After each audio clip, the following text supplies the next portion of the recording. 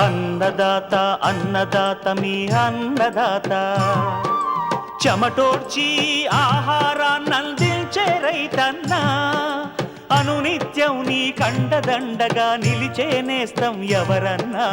అన్నదాత అన్నదాత మీ అన్నదాత.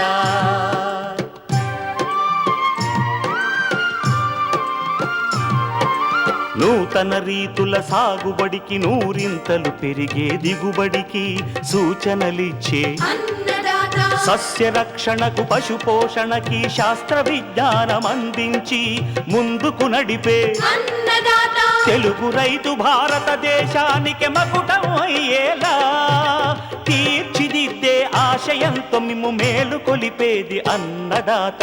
అన్నదాత అన్నదాత మీ అన్నదాత.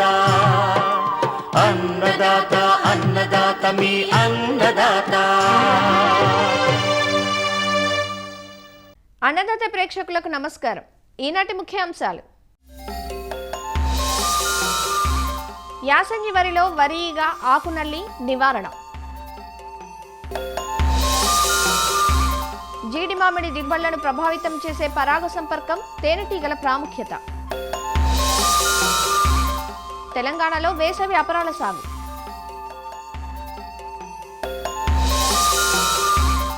ఇంకా జై కిసాన్ వ్యవసాయ సమాచారం.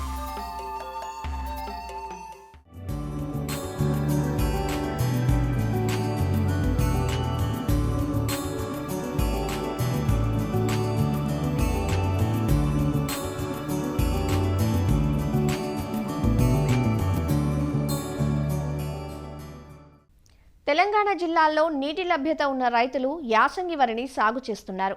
అలా సాగు చేస్తున్న పైరు పలు దశల్లో ఉంది. మూన తిరిగే దశ నుంచి దుబ్బు చేసే దశ వరకు ఉన్నాయి. ఈ సీజన్లో ఉండే అధిక ఉష్ణోగ్రతల వల్ల యాసంగి పంటలో వరిఈగ, ఆకునల్లి వంటి చీడల సమస్య ఒక్కో ఏడాది కనిపిస్తూ ఉంటుంది. గత 2-3 సంవత్సరాలుగా యాసంగి వరిలో ఈ పురుగుల తీవ్రత పెరుగుతోంది. వరిఈగ, నల్లి పురుగుల నివారణకు చేపట్టాల్సిన సస్యరక్షణ చర్యల గురించి సూచిస్తున్నారు ప్రొఫెసర్ జయశంకర్, తెలంగాణ రాష్ట్ర వ్యవసాయ విశ్వవిద్యాలయం రాజేంద్రనగర్లోని వరి పరిశోధనా స్థానం ప్రధాన శాస్త్రవేత్త డాక్టర్ ఎన్ రామ్ గోపాల్ వర్మ. ఈ సంవత్సరం యాసంగి పంట చూసుకున్నట్లయితే సుమారు 30 లక్షల ఎకరాల్లో యాసంగిలో వరి పంట సాగు చేయడం జరిగింది. ఇప్పుడిప్పుడే ఉష్ణోగ్రతలు కూడా పెరుగుదల నమోదు చేయడం జరుగుతోంది, చలి తగ్గి. ఇటువంటి సందర్భాల్లో ముఖ్యంగా యాసంగి పంట కాలంలో తెలంగాణ రాష్ట్రంలో కాండం దల్చే పురుగే కాకుండా ముఖ్యమైన పురుగుల్లో వరి ఈగ అనేది తన 2వ తరంలో కంకులను ఆశించడం అనేది జరుగుతుంది. దానివల్ల కూడా నష్టం అనేది మనకు అక్కడక్కడ తాలిపోవడం అనేది జరుగుతుంది పైరులో. దానివల్ల రైతాంగం అవగాహన లేక నష్టపోతూ ఉన్నారు. అదేవిధంగా ఉష్ణోగ్రతల పెరుగుదల గమనించినప్పుడు నల్లి జాతి పురుగులు, అది ఆకినల్లు కానీ కంకినల్లి కానీ ఆశించేటువంటి అవకాశం ఉంది. కాబట్టి దీని మీద అవగాహన రైతాంగానికి ఎంతైనా అవసరము. వరి ఈగ తీసుకున్నట్లయితే పిలక దశలోనే ఆశిస్తుంది. పిలక దశలో ఆశించినప్పుడు ఆకులు ఏదైతే కొనలు ఉన్నాయో తెల్లగా ఇరిగిపోవడం జరుగుతుంది. అదేవిధంగా ఆకుల మీద చిన్న చిన్న రంధ్రాలు, తెల్లటి రంధ్రాలు కూడా గమనించడం జరుగుతుంది. ఈ తొలి దశలో ఆశించినప్పుడు పెద్దగా ఆర్థికంగా రైతాంగానికి నష్టం కలగదు. ఇది 2వ తరంలో ఆశించినప్పుడు వెన్నుల్ని ఆశించడం ముఖ్యంగా జరుగుతుంది. ఇది గమనించినప్పుడు అయితే దాదాపుగా మనకు 200 కిలోల వరకు కూడా ఎకరానికి ఈ దశలో నష్టపోయే అవకాశం ఉంది. కాబట్టి పాక్షికంగా తాలుగింజలుగా మారడము, పిట్టలు తినేసినట్టుగా కంకులన్నీ మారడం అనేది ఈ మధ్య గమనిస్తూ ఉన్నాము. దీనికి ప్రధాన కారణం వరి ఈగ. కాబట్టి దాని యాజమాన్యం చూసుకున్నట్లయితే వరి ఈగ యొక్క సంతతి దాదాపుగా గుడ్డు దశ దాదాపు 5 నుంచి 6 రోజులు, 12 నుంచి 15 రోజుల్లో లార్వా దశ లేదా మ్యాగట్ దశను పూర్తి చేసుకుంటుంది. ప్యూపా దశలో సుమారు 6 రోజులుగా ఉంటుంది. ఇందులో దాదాపుగా 22 నుంచి 25 రోజుల్లో ఒక తరాన్ని పూర్తి చేసుకుంటుంది. ముఖ్యంగా ఎప్పుడైతే పంటలో నీళ్లు ఎక్కువగా నిలగట్టి ఉన్నాయో, సూర్యరశ్మి నేరుగా దాని మీద పడుతుందో, అంటే మన పిలకలు దుబ్బు చేయడం అనేది తక్కువగా ఉన్న ప్రాంతాల్లో, ఎక్కడైతే మనకు ఖాళీ ఎక్కువగా ఉందో అలాంటి ప్రాంతాల్లో ఈ వరి ఈగ యొక్క ఉధృతి ఎక్కువగా ఆశించే అవకాశం ఉంది. అదేవిధంగా పొలం గట్ల మీద కూడా కలుపు కానీ ఇది ఉధృతి ఎక్కువగా ఉన్నప్పుడు కూడా వరి ఈగ వాటి మీద సంతతిని పెంపొందించుకొని మనకు నష్టం చేసే అవకాశం ఉంది. కాబట్టి ముఖ్యంగా ఎక్కడైతే వరి ఈగ ఎక్కువగా ఉధృతంగా ఆశించిందో 2వ తరంలో మనం గమనించుకుని యాజమాన్యం చేపట్టడం అనేది కష్టం. కాబట్టి మొదటి తరంలోనే మనం ఈ యాసంగిలో నీళ్లు ఏదైతే ఉన్నాయో వాటిని ఎక్కువగా నిలగట్టకుండా ఆరబెట్టడం అనేది చేసుకోవాలి. తర్వాత మనం ఎరువులు రసాయనిక ఎరువులను కానీ సేంద్రియ ఎరువులు కానీ ఎక్కువగా వేసినట్లయితే దుబ్బులు బాగా చేయడం వల్ల ఆ సూర్యరశ్మి అనేది గ్యాప్ తగ్గి సూర్యరశ్మి ఎక్కువగా పడకుండా భూమి మీద ఉన్నట్లయితే కూడా దీని ఉధృతి తగ్గే అవకాశం ఉంది. కాబట్టి ఆ చర్యలు చేపట్టాలి. అదేవిధంగా పొలం చుట్టూ కూడా కలుపు కానీ ఇట్లా లేకుండా శుభ్రంగా ఉండే విధంగా చేసుకోవాలి. తర్వాతి దశలో ఇక రసాయనిక సస్యరక్షణ మందులు చూసుకున్నట్లయితే కాటాప్ హైడ్రోక్లోరైడ్ అనే మందు 50% నీటిలో కరిగే పొడి మందు 2 గ్రాములు లీటర్ నీటికి చొప్పున కానీ, ఫిప్రోనిల్ అనే మందు 2 మిల్లీలీటర్ లీటర్ నీటికి చొప్పున ఎకరానికి 400 ml చొప్పున మిల్లీలీటర్ల చొప్పున కానీ, అదేవిధంగా మోనోక్రోటోఫాస్ అనే మందు 1.6 మిల్లీలీటర్లు ఎకరానికి 320 ml చొప్పున కానీ మనము పిచికారీ చేసుకున్నట్లయితే ఈ వరిలో తొలి దశలో ఆశించేటువంటి వరి ఈగను నివారించుకొని తద్వారా వ్యాప్తి చెందుతున్నటువంటి మనకు తాలుగా పాక్షికంగా తాళవుతున్నట్టు దశకు రాకుండా చేసుకుని ఈ వరి ఈగ నష్టాన్ని నివారించుకోవచ్చు. ఇదే కాకుండా ఈ మధ్యకాలంలో మనకు తెలంగాణ రాష్ట్రంలో మార్చి ఏప్రిల్ నెలల్లో మనకు ఉష్ణోగ్రతల్లో విపరీతమైన పెరుగుదల గమనించడం జరుగుతుంది. అటువంటి దశలో నల్లిజాతి పురుగులు తమ తరాలను త్వరగా పూర్తి చేసుకోవడం వల్ల ఎక్కువ ఉధృతంగా ఆశించే అవకాశం ఉంది. ముఖ్యంగా పైరు 50 నుంచి 65 రోజుల దశలో ఉన్నప్పుడు ఈ ఆకు నల్లి అనేది మనకు ఎక్కువగా ఆశిస్తుంది. ఇది ఆశించినప్పుడు ఆకుల మీద ముందు తెల్లని మచ్చలు ఏర్పడి తర్వాత నారింజ రంగుకు ఆకంతా కూడా మారుతుంది. ఈ మధ్య ఈయన కింది భాగంలో చిన్న సాలీడ్ పిల్ల పురుగులు లాంటివి మనకు అవి రసాన్ని పీల్చడం వల్ల ఈ ఆకునల్లి ఉధృతి ఎక్కువగా ఆశించే అవకాశం ఉంది. ఇదే విధంగా కంకినల్లి అనేది కూడా ఈ మధ్యకాలంలో మనకు అటు వానాకాలంలోనూ ఇటు యాసంగిలోనూ ఉధృతంగా ఆశిస్తూ ఉంది. యాసంగిలో ముఖ్యంగా చూసుకున్నట్లయితే మార్చి ఏప్రిల్ మాసాల్లో మనకు ఆకుల మధ్య ఈయన మీద ముందు నలుపు రంగు మచ్చలు, తర్వాత ఆకుల తొడిమెల మీద, ఆకుల మట్టల మీద లోపల కూడా దీని యొక్క పిల్ల పురుగులు వృద్ధి చెంది తర్వాత కంకిని ఆశించినట్లయితే కంకి అంతా గింజ మచ్చల కింద తయారవడము, కంకంతా తాలుపోవడము, వెన్నులు వంకర తిరగడం అనేది గమనించే అవకాశం ఉంది. తొలి దశలోనే మధ్య ఈన మీద కానీ ఆకు తొడిమెల మీద ఆకు మట్టల మీద ఈ నల్లి పురుగు ఆశించినట్లుగా గమనించినప్పుడు తప్పనిసరిగా యాజమాన్య చర్యలు చేపట్టాలి. ఈ నల్లి జాతి పురుగుల నివారణలో ముఖ్యంగా మనకు కలుపు జాతి మొక్కలు అవి లేకుండా పొలాన్నంతా శుభ్రంగా ఉంచుకోవడము, ఎరువుల యాజమాన్యం సమపాలలో వేసుకోవడం చేయాలి. అదేవిధంగా నివారణలో చూసుకున్నట్లయితే నీటిలో కరిగే పొడి మందు అనేది 3 గ్రాములు లీటర్ నీటికి చొప్పున 600 గ్రాములు ఎకరానికి చొప్పున కలుపుకొని మనం పిచికారీ చేసుకున్నట్లయితే ఈ ఆకునల్లి అనే దాన్ని సమర్థవంతంగా నివారించుకోవచ్చు. కంకినల్లి నివారించుకోవాలన్నట్లయితే స్పైరోమెసిఫెన్ అనే మందు మనకు అందుబాటులో ఉంది. 1 మిల్లీలీటర్ లీటర్ నీటికి చొప్పున 200 మిల్లీలీటర్లు ఎకరానికి చొప్పున కానీ, ప్రొపార్గైట్ అనే మందు 1 గ్రాము లీటర్ నీటికి చొప్పున 200 గ్రాములు ఎకరానికి చొప్పున కానీ, ఈ రెండిట్లో ఏదన్నా ఒకదాన్ని మనము మార్చి కొట్టుకున్నట్లయితే ఈ కంకినల్లిని కూడా సకాలంలో నివారించుకోవచ్చు. ఒక్కొక్కసారి మనకు మార్చి మాసంలో మంచు కూడా కొన్ని ప్రాంతాల్లో కురవడం అనేది ఈ మధ్య వాతావరణ మార్పుల వల్ల గమనిస్తున్నాం. అటువంటప్పుడు కంకినల్లితో పాటు కూడా ఈ గింజమచ్చ తెగుళ్ళు కూడా ఆశించే అవకాశం ఉంది. కాబట్టి అలా మంచు కురిసే ప్రాంతాల్లో ఈనిక దశలో కనుక పైరు ఉన్నట్లయితే 1 మిల్లీలీటర్ లీటర్ నీటికి స్పైరోమెస్ఫెన్తో పాటుగా ప్రాపికోనజోల్ అనే మందు 1 మిల్లీలీటర్ లీటర్ నీటికి కానీ, తర్వాత ట్రైఫ్లాక్సిస్ట్రాబిన్ ప్లస్ టెబికోనజోల్ అనే మందు 0.4 గ్రాములు లీటర్ నీటికి చొప్పున కానీ కలిపి మనం పిచికారీ చేసుకున్నట్లయితే అటు కంకినల్లిని ఇటు గింజమచ్చ తెగులను నివారించుకొని మంచి నాణ్యమైన దిగుబడులు సాధించి మార్కెట్లో మనము ఈ యాసంగిలో కూడా మంచి అధిక ధరను పొందే అవకాశం ఉంది. ముఖ్య సూచన ఏంటంటే చాలామంది రైతాంగం ఈ సంవత్సరం సన్నగింజ రకాలే వేశారు. కాబట్టి ఈ కంకినల్లి యాజమాన్యంలో కూడా ప్రత్యేక శ్రద్ధ వహించాలని మేము శాస్త్రవేత్తలుగా సూచిస్తున్నాం.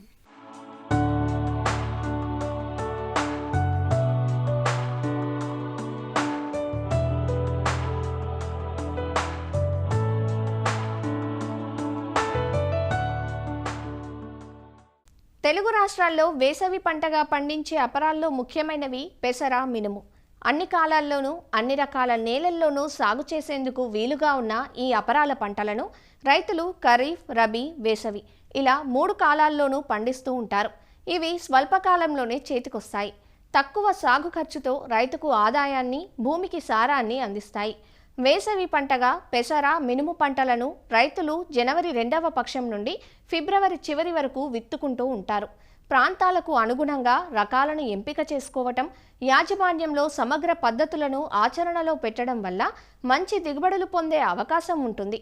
తెలంగాణలో వేసవి అపరాల సాగుకు అనువైన రకాలు, సాగులో పాటించాల్సిన యాజమాన్యం గురించి వివరిస్తున్నారు నాగర్ కర్నూలు జిల్లా పాలెం ప్రాంతీయ వ్యవసాయ పరిశోధనా స్థానం శాస్త్రవేత్త డాక్టర్ కె శ్రీధర్. తెలంగాణ రాష్ట్రంలో మనకు అపరాల సాగుకు అత్యంత అనుకూలమైన నేలలు మరియు వాతావరణం అనేది ఉన్నాయన్నమాట. అనుకూలమైన నేలలు కనుక చూసినట్లయితే మనకు ఈ పెసర పంట విషయానికి వస్తే మనకు అన్ని రకాల నేలల్లో కూడా మనము ఈ పెసర పంటను సాగు చేసుకునేందుకు అనుకూలం అన్నమాట.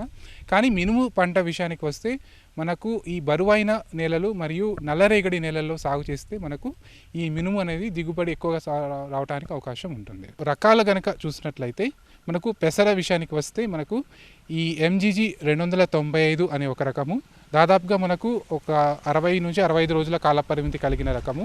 అలాగే మనకు 5 నుంచి 6 క్వింటాళ్ళు ఒక ఎకరానికి దిగుబడి సామర్థ్యం కలిగిన రకము.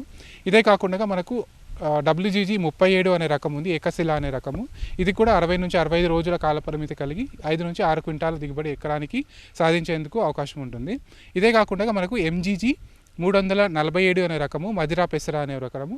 ఇది కూడా మనకు 60 నుంచి 65 రోజుల కాల పరిమితి కలిగిన రకము. అలాగే మనకు ఇంకొకటి WGG 42 అనే రకం ఉంది, యాదాద్రి అనే ఒక పెసర రకము. దీనికి కూడా మనకు 55 నుంచి 60 రోజుల కాలంలో పంటకాలం కలిగిన రకము. దాదాపుగా 5 క్వింటాల దిగుబడి రావడానికి అవకాశం ఉంటుంది. పల్లాకు తెగులుని తట్టుకునే రకం అన్నమాట. ఇదే కాకుండా మనకు MGG 385 అనే రకం ఉంటుంది. మనకు మదిర పెసర 1 అనే రకము. ఇదైతే 70 నుంచి 75 రోజుల కాల పరిమితి కలిగి దాదాపుగా 6 నుంచి 6.5 క్వింటాలు ఒక ఎకరానికి దిగుబడి సామర్థ్యం కలిగిన రకము. అయితే దీనికి ముఖ్యమైన అంశం ఏంటంటే దాదాపుగా ఇది కాయలు అనేవి పైకి రావడానికి అవకాశం ఉంటుంది. కాబట్టి ఈ యాంత్రీకరణలో కంబైన్ హార్వెస్టర్తో కూడా కోసుకునేందుకు అనుకూలమైన రకం అన్నమాట. అలాగే మనం మినుము విషయానికి వస్తే LBG 752 మరియు LBG 623 మరియు WBG 26 అనే రకాలుతో పాటుగా PU 31 అనే రకం కూడా మనకు మినుము రకాల్లో బాగా మనకు వేసకి అనుకూలమైన రకాలుగా మనం చెప్పుకోవచ్చు. అయితే మనకు ఈ విత్తన మోతాదు కనుక చూసినట్లయితే మనకు వేసవి పెసర మరియు మినుము సాగుకు దాదాపుగా మనము 6 నుంచి 8 కిలోలు ఒక ఎకరానికి వాడవలసి ఉంటుంది. కిలో విత్తనానికి 5 గ్రాముల థయోమిథాక్సామ్ లేదా ఇమిడాక్లోప్రిడ్ తో మనం విత్తన శుద్ధి కనుక చేసుకున్నట్లయితే మొదటి 15 నుంచి 20 రోజుల కాలంలో వచ్చే ఈ రసం పీల్చే పురుగులను అలాగే వాటి ద్వారా కలుగజేసే వైరస్ తెగులను కూడా మనం నివారించుకునేందుకు అవకాశం ఉంటుంది. అలాగే తొలిసారి మనము ఈ అపరాలను సాగు చేసుకున్నట్లయితే నేలలో మనకు 200 గ్రాముల రైజోబియం కల్చర్ను ఒక ఎకరానికి సరిపోయే విత్తనాన్ని కలిపేసి విత్తుకోవాల్సి ఉంటుంది. విత్తన దూరం కనుక చూసినట్లయితే 30 సెంటీమీటర్లు ఒక సాలుకి మధ్యలో, 10 సెంటీమీటర్లు మొక్కకి మధ్యలో ఉండేటట్టు విత్తుకోవాల్సి ఉంటుంది. అలాగే మనకు పోషక యాజమాన్య విషయానికి వచ్చినట్లయితే మనకు ఒక 8 కిలోల నత్రజని మరియు 20 కిలోల భాస్వరాన్ని ఇచ్చే ఎరువులు ఒక ఎకరానికి ఇవ్వాల్సి ఉంటుంది.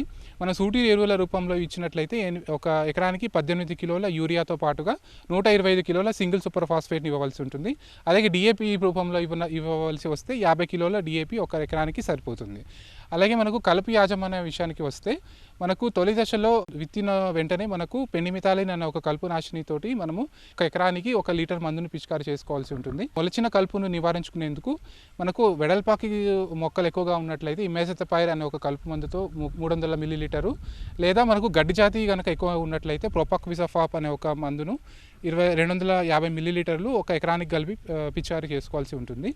అలాగే అన్ని రకాల కలుపులు ఉన్నట్లయితే మనకు ఈ ఐరిస్ అనే ఒక మందు ఉంటుంది, క్లోరినోఫాప్ ప్రపార్జిల్ ప్లస్ సోడియం అసిఫ్లోర్ఫెన్. ఇదైతే ఒక 400 మిల్లీలీటర్లు ఒక ఎకరానికి పిచికారీ చేసుకోవాల్సి ఉంటుంది.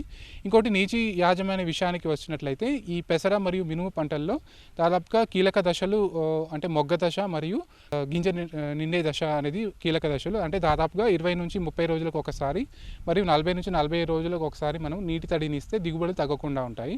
ఇలా నీటి తడులు ఇవ్వలేని పరిస్థితుల్లో మనము ఎకరానికి అంటే ఒక 20 గ్రాముల లీటర్ నీటికి యూరియాని పిచికారీ చేసుకోవచ్చు. అలాగే ఇందాక కోతకు కూడా మనం చూసినట్లయితే 80% కాయలు మనకు ఈ నల్ల రంగుకు మారినప్పుడు కోతకు పరిపక్వతకు వచ్చినట్టు గుర్తించి మనం కోత చేపట్టవలసి ఉంటుంది.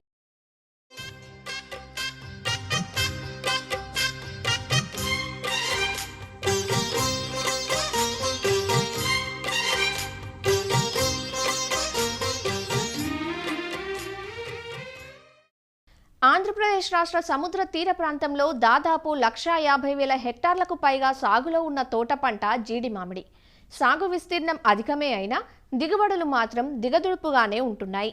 ఇందుకు కారణాలను గమనిస్తే రకాల ఎంపికలో అవగాహన లేకపోవటం, యాజమాన్య పద్ధతులను ఆచరించడంలో శ్రద్ధ కొరవడటం, చీడపీడల పట్ల అలక్ష్యం ప్రధానంగా కనిపిస్తున్నప్పటికీ మరొక కీలకమైన అంశం కూడా ఉంది. అదే పూత సమయంలో జరిగే పరాగ సంపర్కం. కాయకట్టు అధికంగా ఉండి నాణ్యమైన దిగుబడులు పొందాలంటే పరాగ సంపర్కం ప్రక్రియ సరిగా జరగాలి. ఈ ప్రక్రియ గాలి ద్వారా, కీటకాల ద్వారా జరుగుతుంది.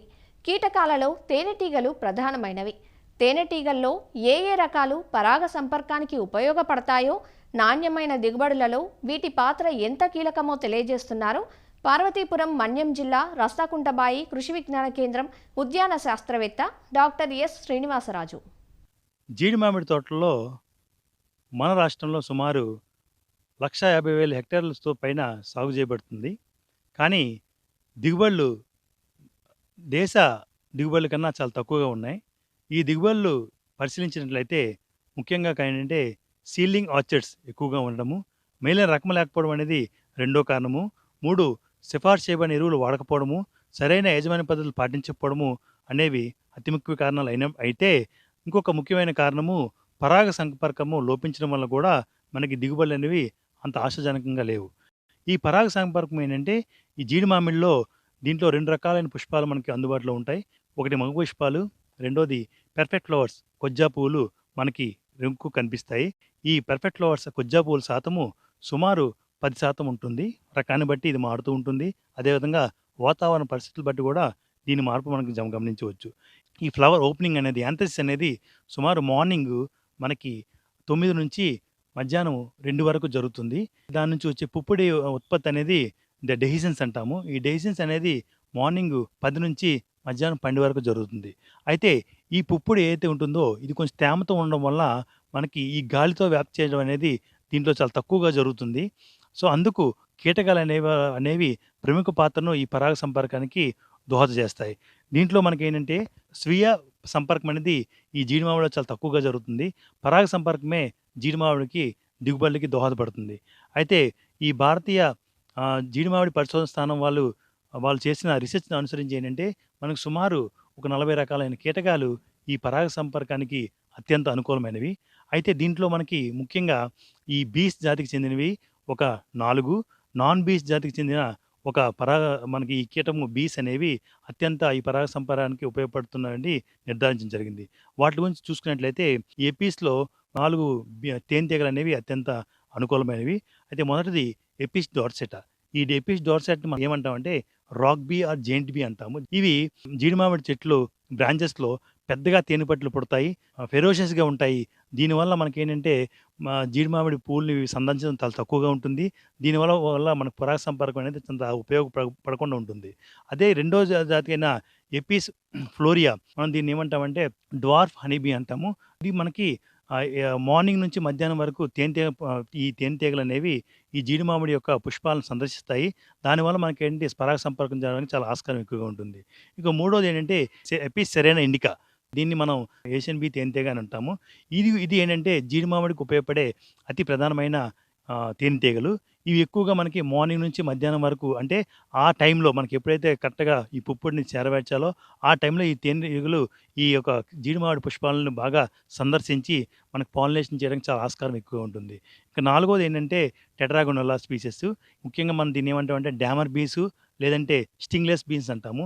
ఈ బీన్స్ కూడా చాలా వొరేషియస్‌గా చాలా ఫాస్ట్‌గా మనకి మూవ్‌మెంట్ ఇచ్చి చాలా ఎక్కువ శాతం అనేది మార్నింగ్ నుంచి మధ్యాహ్నం వరకు ఈ యొక్క జీడి మామిడి యొక్క పుష్పాలను బాగా సందర్శించి మనకి ఈ పుప్పొడిని బాగా సేకరించి మనకి ఈ స్టిగ్మా మీద తీసుకెళ్ళడానికి అత్యంత అనుకూలమైన ఈ తేనెటీగలు.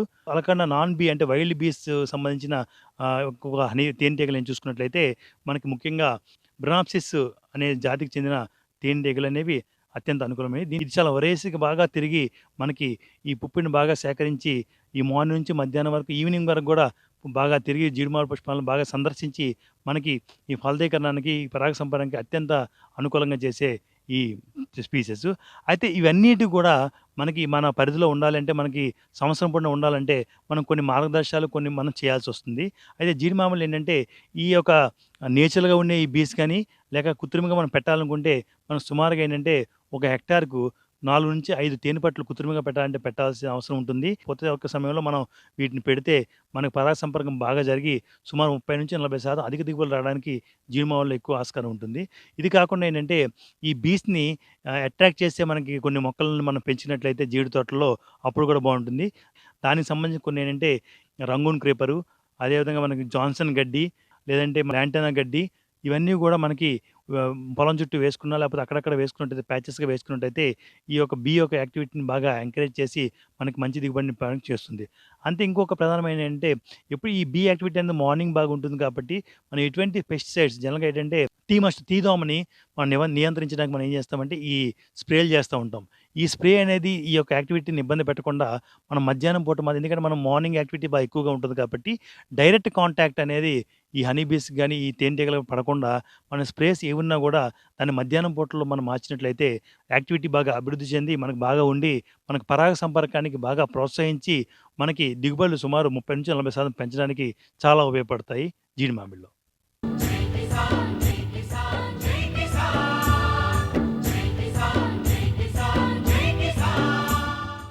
వ్యవసాయ సమాచారం ఇప్పుడు జై కిసాన్లో చూద్దాం. ఆంధ్ర రాష్ట్రంలో చెరకు సాగు చేసే రైతులు గిట్టుబాటు ధరలు లేక చాలా వరకు సాగు నుంచి వైతొలుగుతున్నారు. అయితే గుంటూరు జిల్లాకు చెందిన రైతు మాత్రం చెరుకునే నమ్ముకున్నాడు. తమ తాతల తరం నుంచి గత 5-6 దశాబ్దాలుగా చెరకు సాగు చేస్తూ బెల్లం తయారీ ద్వారా పలువురికి ఆదర్శంగా నిలుస్తున్నాడు. దుగ్గిరాల మండలంలోని శృంగారపురం గ్రామానికి చెందిన కోగంటి సాంబశివరావు 4 ఎకరాల్లో చెరకు సాగు చేస్తున్నాడు. సాగులో సేంద్రియ విధానాలను ఆచరించడమే కాకుండా బెల్లం తయారీలోనూ సహజసిద్ధ విధానాలను అవలంబిస్తున్నాడు. చెరకు గడల నుంచి రసం తీసిన తర్వాత బెల్లం వండేందుకు సరిపడా 900 లీటర్ల చెరకు రసాన్ని 3 గంటలు మరిగించి 100 గ్రాముల సున్నం, మధ్య మధ్యలో ఆముదాన్ని 150 గ్రాముల వరకు కలుపుతామని, ఇక మరే విధమైన రసాయనాలు బెల్లంలో కలపమని రైతు చెబుతున్నాడు. డిసెంబర్ నుంచి జనవరి వరకు మాత్రమే బెల్లం తయారు చేస్తామని, ప్రస్తుతం కేజీ బెల్లం 100 రూపాయలకు విక్రయిస్తున్నామంటున్నాడు. 12వ నెల 20వ తారీఖు కాడ నుంచి జనవరి 20వ తారీఖు వరకే ఉంటుంది మా దగ్గర ఆర్గానిక్ బెల్లం. ఇది షుగర్ వాళ్ళు, పేషెంట్లు, చిన్నపిల్లలు ఎవరైనా పాలలో వేసుకొని తాగొచ్చు. సంవత్సరానికి ఒక్కసారే మా దగ్గర దొరికేది. 3వ తరం నాది ఈ బెల్లం. గతంలో ఇది అరిసెలకి ఈ పిండి వంటలకు వండుకునేవాళ్ళు. కరోనా వచ్చిన కాడ నుంచి జనం ఎగబడి మాకు బాగుంది అందరూ వచ్చి చెప్పి తీసుకెళ్తున్నారు. 4 ఎకరాల వరకు వేస్తాం మేము, ఎక్కువ కూడా వేయము. సంవత్సరం పైరు దాకా ఆడము దీన్ని. సంవత్సరం తర్వాత ఆడేది ఎప్పుడు. ఎరువులు వేయము, గొడ్డ ఎరువు తోలుతాము. ఎకరానికి 5 ట్రక్కులు తోలుతాం. 98 రకం వేస్తాం. కృష్ణా జిల్లా నుంచి తెచ్చాము. ఇదే వాడుతూ ఉంటాం ఎప్పుడు. ఇప్పుడు ఎకరానికి 100 బుట్టలు కాడికి వచ్చింది. టన్నేజీ 40 టన్నులు వచ్చింది. సంవత్సరం నిల్వ ఉంటుంది. సంవత్సరం తర్వాత మళ్ళీ నా దగ్గరికి వచ్చి తీసుకెళ్తూ ఉంటారు. బయట పంచదార అన్నీ పోస్తారు. మా దగ్గర ఏమీ చేయము. మడ్డి ప్యాకెట్ ఒకటి బరక సోడా వేసి ఆ మడ్డి కొట్టేసేస్తాం. శుభ్రంగా నీట్గా వండిస్తామమ్మా. బెంగళూరు నుంచి, హైదరాబాద్ నుంచి, వైజాగ్ నుంచి, ఇటు రాజమండ్రి చుట్టుపక్కల వాళ్ళందరూ వస్తారు తెలిసిన వాళ్ళల్లా. ఇప్పుడు ఇది లండన్, అమెరికా, ఇతర దేశాలు కూడా తీసుకెళ్ళి వాడుకుంటారమ్మా. ప్రస్తుతం మార్కెట్లో దొరుకుతున్న బెల్లం రసాయనాలతో తయారు చేస్తున్నారు. ఆకర్షణీయంగా ఉండడం కోసం కొన్ని రకాల రంగుల్ని సైతం కలుపుతూ ఉంటారు. అయితే శృంగారపురం బెల్లం మాత్రం సహజంగా తయారు చేస్తున్నారని, సంవత్సరం వరకు నిల్వలో ఎలాంటి తేడా ఉండదని వినియోగదారులు చెబుతున్నారు. ఇప్పుడు మేము చిన్నప్పటి నుంచి ఉంది సార్. ఇది శృంగారపురం బెల్లానికి ఫేమస్ అండి బాగా. డిసెంబర్ నెల వచ్చిందంటే మటుకు మంచి పండగ వాతావరణంతో పాటు ఇక్కడ కూడా మంచి వర్క్ బాగా స్టార్ట్ అవుతూ ఉంటుంది. బెల్లం మటుకు మంచి కమ్మటి వాసనతో రుచిగా ఉంటుందండి. ఇక్కడ బాగా తయారు చేస్తారు సార్. బయట బెల్లం అంటే ఎట్లా తయారు చేస్తారు ఏదో తెలియదు. ఇక్కడ నేల మంచిదండి. ముందు తీసుకుని పోరు నేల బెల్లం బాగుంది, టేస్ట్ ఎక్కువ ఉంటుంది. నేను విజయవాడ నుంచి బెల్లం కోసం వచ్చాను. ఇక అక్కడి నుంచి ఇక్కడ వచ్చాను అన్నమాట. కావాలని చూద్దాం అసలు ఎలా తయారు చేస్తున్నారు ఏంటి చూసి దాన్ని బట్టి తీసుకుందాం అసలు బాగుందా లేదా. అయితే నేను ఇటు వచ్చాను అనమాట. బయట బెల్లం అంటే కలర్స్ వేసి అవన్నీ ఒక కాంబినేషన్ అలా రకరకాలుగా ఉంటుంది కదండి. ఇది అంతా ఒకటే క్వాలిటీ, ఒకటే కలర్ బాగుంటుంది. అసలు తయారు చేస్తుంటేనే మంచి సువాసన చాలా బాగుందండి. ఇక్కడ రంగులు గింగులు అటువంటి ఏమీ లేవు. అంత కల్తీ లేని బెల్లం అండి ఇది. గత కొన్నేళ్ల క్రితం కృష్ణా జిల్లా నుంచి తీసుకువచ్చిన 98 రకం చెరకు విత్తనాన్ని ఇప్పటికీ వాడుతున్నామని, ఎకరాకు 40 టన్నుల చెరకు ఉత్పత్తి అవుతోందని రైతు చెబుతున్నాడు. ప్రస్తుతం వస్తున్న దిగుబడికి అదనంగా వచ్చేలా అధికారులు ఇక్కడి రైతులకు చేదోడు వాదోడుగా ఉంటే మరింత ఎక్కువ విస్తీర్ణంలో సాగు జరిగి ప్రజలకు నాణ్యమైన బెల్లం చేరువ కావటానికి అవకాశం ఉంటుందని గ్రామ రైతులు చెబుతున్నారు. మరిన్ని విభిన్నాంశాలతో రేపటి అన్నదాతలో మళ్ళీ కలుసుకుందాం. అంతవరకు సెలవు. నమస్కారం.